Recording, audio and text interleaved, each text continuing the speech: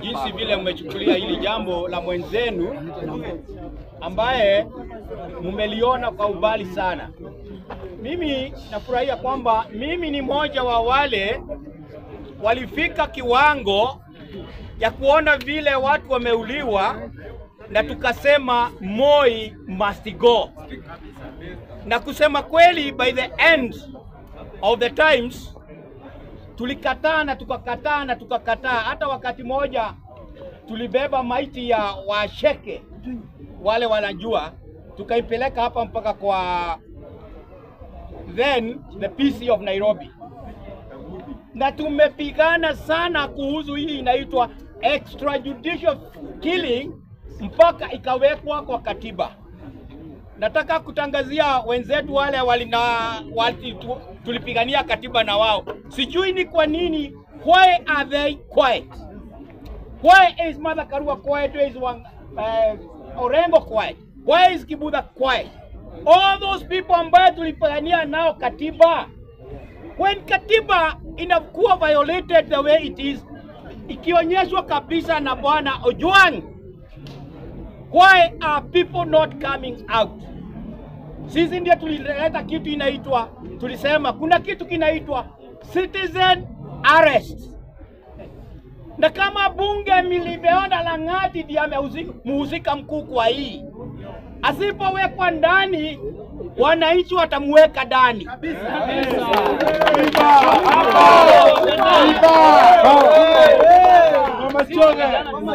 Wakati tulipiga kura kusema katiba tumeipitisha, sio polisi walipitisha, ni wananchi walipitisha.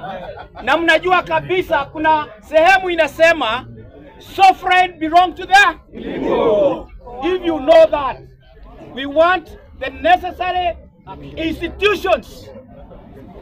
If somebody is being mentioned, kama yeye tunasema ni mzuri, mtu mmoja azubutu kumweka ndani, tungekuwa barabara.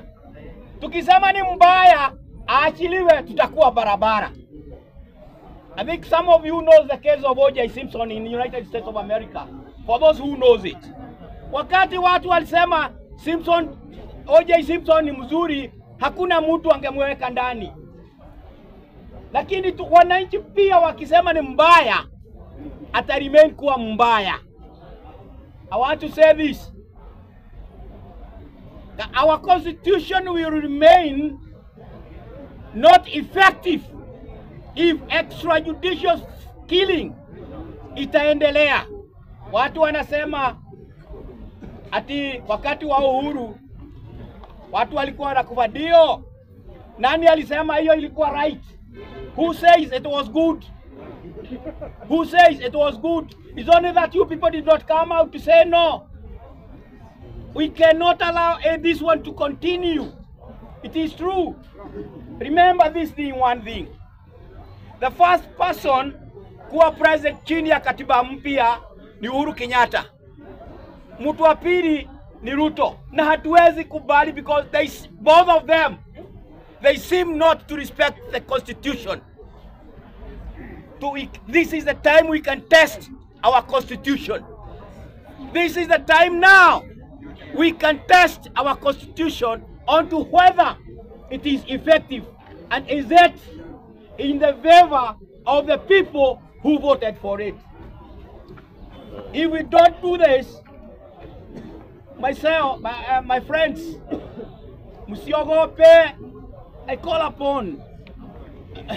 When you are living like this, the way you are living, when this country is so rich, you are almost dead. There's no more death. So wake up and kick the remaining thing. Wake up and ushike kile kimebaki. Na kwa hivyo I will address you later. Lakini nikiondoka nataka kuita wale ambao watakuwa wakiniona kwa hii mtandao. Those people who suffered for this constitution, wale tuliwekwa ndani. Akina my friend Wangoi Mbatia, Samson Ojayo na wengine wengi ambao wanajua, na akina Orengo. Gasheke Gashihi. Wale asante kwa kunikumbusha. Wale wote ambao tulikuwa and I heard Mr. Orengo akikumbuka when one of